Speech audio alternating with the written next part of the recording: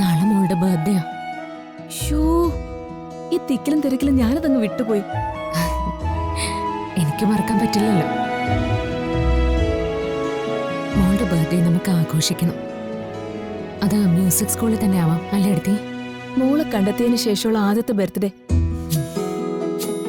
ശ്യാമയും മോള് ഒന്നിച്ചു നിന്ന് ആഘോഷിക്കണമെന്ന് എന്റെ ആഗ്രഹം.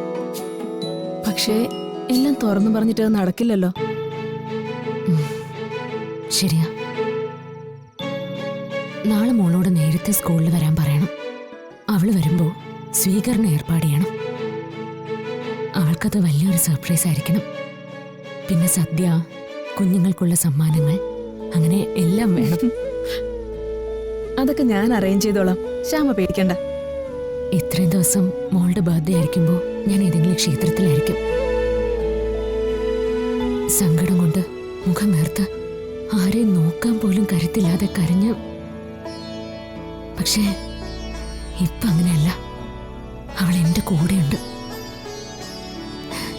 എനിക്ക് എന്റെ മോളുടെ സന്തോഷം കാണണം. പക്ഷെ ശ്യാമി, ഒരു പ്രശ്നമുണ്ടല്ലോ. എന്താ അടുത്തേ?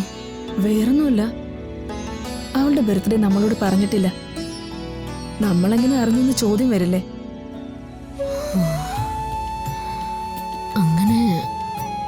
അങ്ങനെ ചോദിക്കില്ല. അവൾ അനാഥയെന്നല്ലേ അവള് വിശ്വസിക്കുന്നേ. അപ്പൊ പിന്നെ ജനിച്ച ദിവസത്തെക്കുറിച്ച് വലിയ അറിവൊന്നും ഉണ്ടാവില്ലല്ലോ. പിന്നെ എന്തെങ്കിലും ചോദിച്ചാ നമ്മള് ഒരു ദിവസം തിരഞ്ഞെടുത്ത് ആഘോഷിക്കുന്നു എന്ന് പറയാം. അതുപോരെ? മതി. അടുത്ത വർഷമെങ്കിലും അവൾ എൻ്റെ മകളായിട്ടും ഞാൻ ശ്യാമയായിട്ടും ഈ ആഘോഷം നടക്കണം. അതൊക്കെ നടക്കും. അതിനുള്ള എല്ലാ സാഹചര്യങ്ങളും ഐശ്വര്യം ഉണ്ടാക്കി തരുന്നുണ്ടല്ലോ. അമ്മയും മോള് എത്രയും പെട്ടെന്ന് ഒരുമിക്കട്ടെ.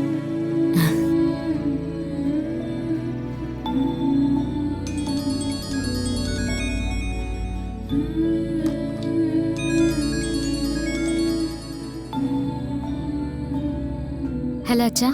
എന്താ മോളെ, ഇന്നത്തെ ദിവസം അച്ഛനൊരു വിളി പ്രതീക്ഷിച്ചിരുന്നു. നാളെ മോളിങ് എത്തില്ലേ? അതിന് നാളത്തെ ദിവസത്തിന് എന്താ പ്രത്യേകത? ഒരു പ്രത്യേകതയില്ലേ?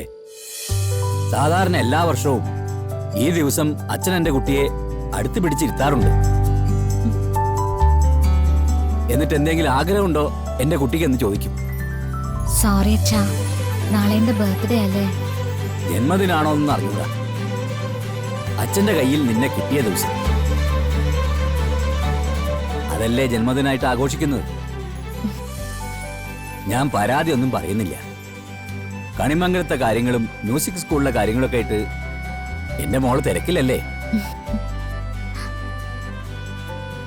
ഒരു കാര്യം ചെയ്യ്, നാളെ രാവിലെ തന്നെ പ്രിയങ്കയും അരുണിനെയും കൂട്ടി ഇങ്ങോട്ട് പോരൂ. അച്ഛൻ വേണ്ടതെല്ലാം ഇവിടെ ഒരുക്കി വെച്ചോളാം.